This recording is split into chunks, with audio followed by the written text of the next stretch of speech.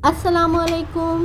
मलंग जान बन्नू बीफ पुलाव बन्नू की एक खास डिश जो कि मशहूर है। मलंग जान बन्नू बीफ पुलाव या बन्नू बीफ पुलाव नलियों के साथ भी बनता है, तो इसलिए बन्नू बीफ नली पुलाव भी कहलाता है। ये पुलाव दूसरे पुलाव की निस्बत गहरे डार्क ब्राउन रंग का होता है। इसके चावल बहुत जूसी और एक दूसरे से जुड़े जुड़े होते हैं। इस पुलाव में दूसरे पुलाव की निस्बत गोश्त वाफिर मिकदार में डाला जाता है। किस किस को पसंद है, ये किसने ट्राई किया हुआ है, तो चलिए चलते हैं रेसिपी की जानिब। इसके लिए यह आधा किलो यानी 500 ग्राम बीफ लिया है। ये पुलाव बीफ ही में बनता है, पर अगर आप चाहें तो इसे मटन या चिकन में भी बना सकते हैं। इसकी छोटी छोटी बोटियां करवा ली हैं, क्योंकि इस पुलाव में बोटियां छोटे साइज में ही इस्तेमाल होती हैं। यहाँ आपको बताती चलूं कि बन्नू पुलाव में गोश्त चावल की मिकदार से डबल यानी दुगना इस्तेमाल किया जाता है। मसलन आधा किलो चावल में 1 किलो गोश्त का इस्तेमाल किया जाएगा, पर यहाँ मैं आधा किलो चावल और आधा किलो गोश्त ही इस्तेमाल कर रही हूँ। साथ ही इसमें 1 अदद नली का इस्तेमाल कर रही हूँ। ये ऑप्शनल है, आप नली के साथ बनाना चाहें तो नलियों के साथ बना लें,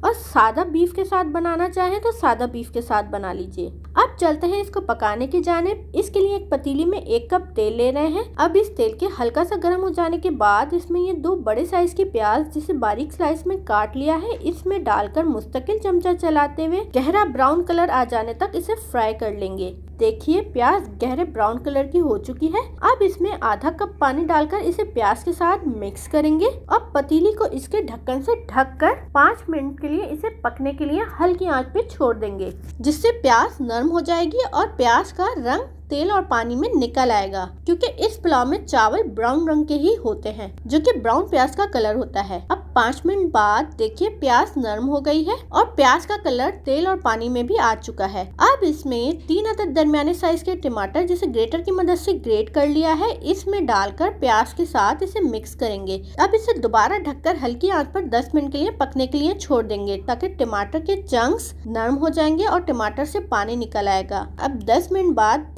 टमाटर नरम हो गए हैं और इससे पानी निकल आया है। अब इसको इतना भूनेंगे कि तमाम पानी खुश्क हो जाए और टमाटर और प्याज घुलकर एक पेस्ट बन जाए। आप इस काम के लिए हैंड ब्लेंडर या घोटने का इस्तेमाल कर सकते हैं। मैं भी इसे हैंड ब्लेंडर से ही पीस लूंगी। पीसने के बाद इस प्याज टमाटर के पेस्ट को अच्छी तरह भून लूंगी, ताकि तेल अलैदा हो जाए। देखिए प्याज टमाटर का पेस्ट अच्छे से भुन गया है और तेल भी अलैदा हो गया है। अब इसमें 1 खाने का चमचा लहसुन अदरक का पेस्ट, 1 से 1.5 चाय का चमचा या जितनी आप मिर्चें पसंद करें कुटी हुई लाल मिर्च, 2 खाने के चमचे या गोश्त और चावलों के हिसाब से नमक और 1/3 कप पानी, ताकि मसाले जले नहीं। डालकर इन मसालों को प्याज और टमाटर के साथ भून लेंगे, ताकि मसालों का कच्चापन खत्म हो जाए और तेल अलैदा हो जाए। देखिए तेल अलैदा हो गया है। अब जो गोश्त धोकर रखा था इसे डाल रहे हैं। साथ ही यखनी के हिसाब से 4 कप पानी, 1 चाय का चमचा बारीक कुटा हुआ सफेद जीरा, 1 चाय का चमचा साबुत धनिया जिसे बारीक कूट लिया है,